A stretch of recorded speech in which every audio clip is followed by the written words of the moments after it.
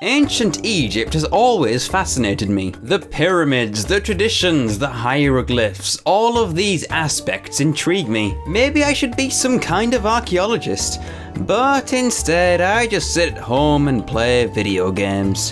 What a loser I am. Luckily, ancient Egypt has also had a profound effect on the games industry. Countless levels, areas or themes are made for games which are often influenced by this long dead culture. So today I'm here to tell you about my top 10 Egyptian themed levels in games.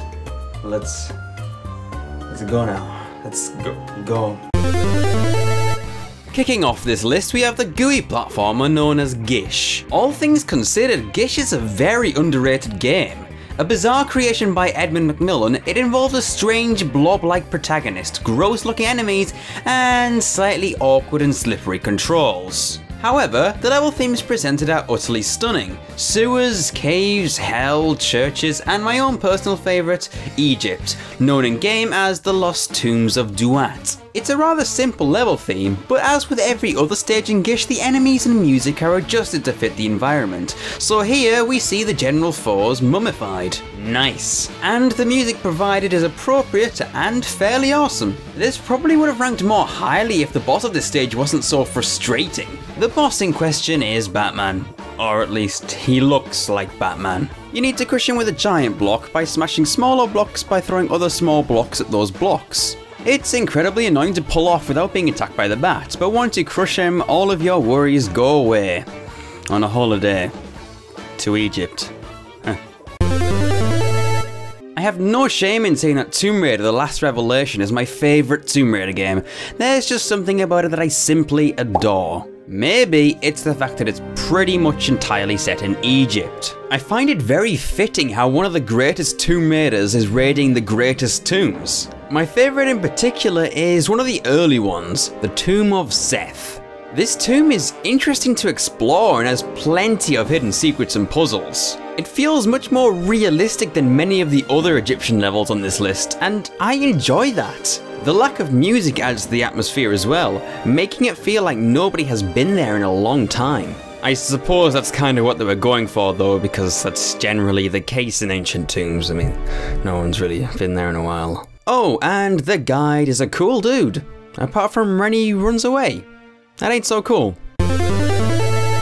Maybe this is cheating, but whatever, I don't care. Ever played Age of Mythology? It's rather brilliant actually. Imagine Age of Empires with Minotaurs, Sphinxes and Nidhogg's as units. Yes, it is that awesome. And you can be Egypt in this game, with various Egyptian gods available to play as. You can create your own little Egyptian empire and crush the Greeks and the Norse. It's good, it's good.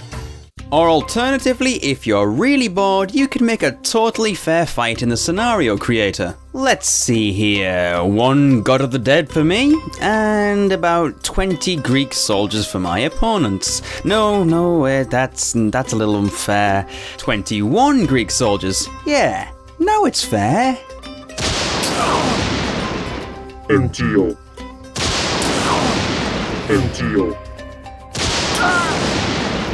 Well, it was a long and arduous battle, but Osiris has pulled through. Phew, he almost got a scratch. It's time to get serious. Serious Sam, that is. Or, more specifically, the tomb of Ramses III from the first Serious Sam game. It may be full of monsters and evil, but honestly, this tomb is rather beautiful. If you take the time to admire the decorations and murals on the walls, it's such a breathtaking place to explore. It's full of secrets as well. And monsters. And more monsters, and scorpion men, and these flying head things which freak me out. But it's all okay because these long Egyptian halls are certainly something to marvel at. Oh, MediEvil 2, what a game that is. I love the characters and I love the Victorian setting of this game as well. But one of the greatest parts for me is Kensington Tomb. This rather short segment of the game has such an awesome design, and while I'm sad that it doesn't last very long, it's definitely fun to play through. The enemies here are these Anubis-esque creatures which shoot lasers out in 4 directions. I don't exactly know why, but it's just cool, okay? It's just cool. This segment of the game also introduces you to Kia, a blue mummy girl who plays an important role in the plot. But yeah, this place is cool. It's just cool. Oh man, I always get excited when this map is on. Control Point Egypt of Team Fortress 2 is a map which seems to be hit and miss among the TF2 community. This map was added in the Scout update alongside Control Point Junction, which nobody ever plays. Hello? Is anyone here? Anybody? I'm so alone. However, Egypt happens to be one of my favourite TF2 maps, if not just for the theme. Sure, another map was made with this theme, but I still stand by this one. Every area has some astounding attention to detail. If you take the time to look at the hieroglyphs on the walls, you can see some cool little references to the game itself, and furthermore, I'm really damn good at playing on this map. You'll just have to trust me on that one.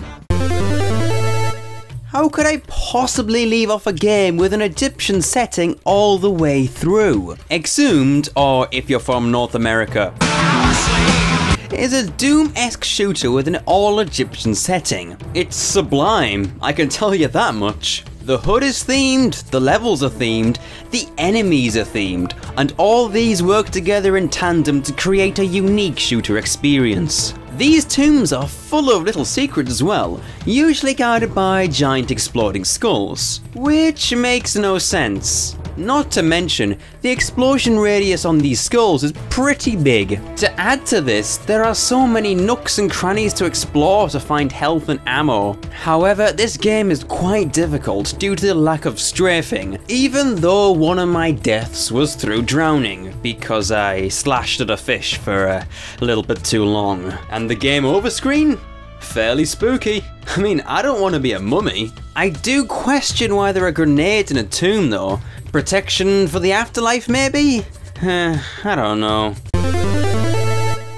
And once again, TimeSplitters makes its way onto one of my top 10s. What can I say? I love the series. This time we're looking at the very first chapter in the TimeSplitters trilogy, and as a matter of fact, we're looking at the very first level. And this is the very first outing of Captain Ash no less, who is one of the most iconic TimeSplitters characters, appearing in every subsequent game as a playable character. Despite being the very first level, the Egyptian tomb doesn't beat around the bush with its difficulty. It's fairly tricky actually. Cultists, mummies and splitters are just a taste of what this level has to offer. But luckily, you can get yourself a trusty blunderbuss, just in case you make a blunder. Bus.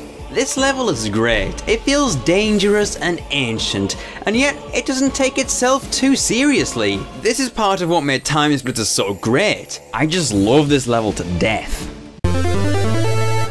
I've also talked about sammun-mak before, but I've never mentioned the latest season called the Devils Playhouse.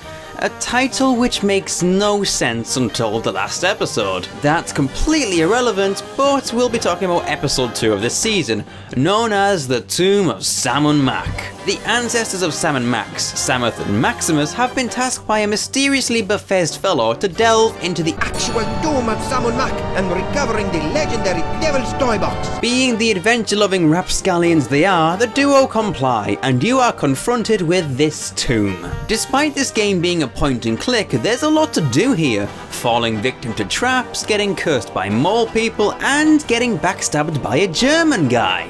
What fun. Come to think of it, this place kinda sucks for Samuth and Maximus, but for the player, it's a marvellous playground to explore, with its many jokes and quirky characters available. And of course, the decorations here are nicely designed and definitely add to the atmosphere. And there's a Cthulhu-ish head here. Just yes, it wins.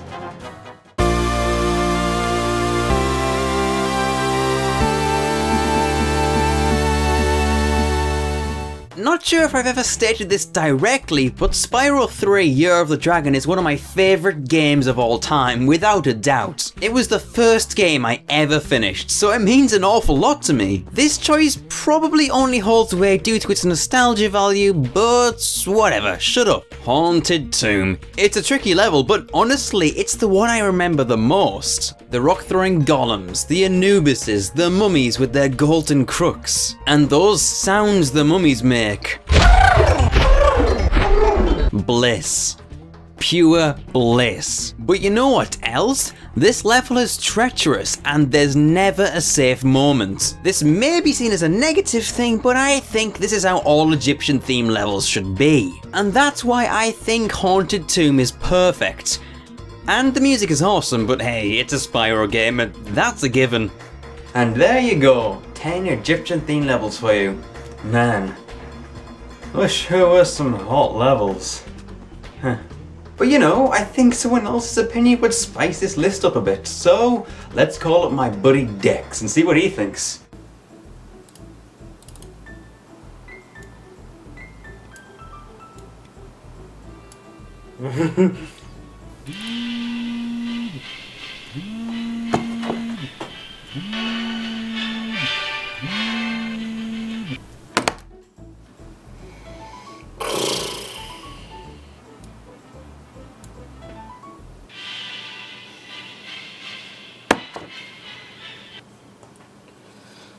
Hello? Hey Dex. Oh, it's you. Okay, so I'm doing a list for my top 10 Egyptian theme levels in games, and I was hoping you'd help me out with your own pick. Do I have to? Yes. Yes, you do. Okay then. My favorite Egyptian themed level is certainly, without a doubt, Gobi's Valley from one of my favorite games of all time, Banjo-Kazooie. The game had its share of different themed levels, but to me, Gobi's Valley is a little special. There are a lot of things to explore in this level. We get to discover King Sandybutt's tomb, which is a giant maze, and we also get to discover a pyramid that forces you to play a game of memory. How cool, weird is that, eh? But the one that takes the prize must be Gobi the camel himself. You just won't let him be alone. In order to get what you want, you must disturb him not once, not twice, but 3 times. You are simply making his life completely miserable, until he gets so fed up that he actually jumps over to another level of the game. I don't know about you, but that's freaking funny. As you can see, this level has a lot of yellow, and it's not very often you can play a level that pretty much only focuses on one color and not get irritated by it. But instead, you'll love it. Another reason why you should love this level and the game in general is the music. After all these 14 years, I just can't get enough of hearing the songs created by Grant fucking Kirkhope. This song should be used for every Egyptian level out there. I mean, just look how much it would fit in the rest of this list's levels. I think I've made my point. Gobi's Valley from Banjo-Kazooie is and will always be my favorite Egyptian-themed level. There, you happy now? Wait. Why didn't you pick that level anyway? I've never played it.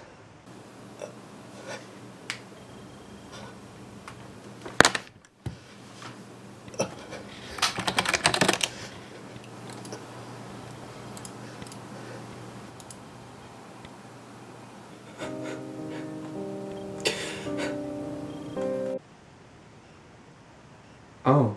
Well, I hope you enjoyed this list. Undoubtedly I missed some, so if you can think of some more Egyptian levels, feel free to make a comment. Or just do whatever you want. Until next time.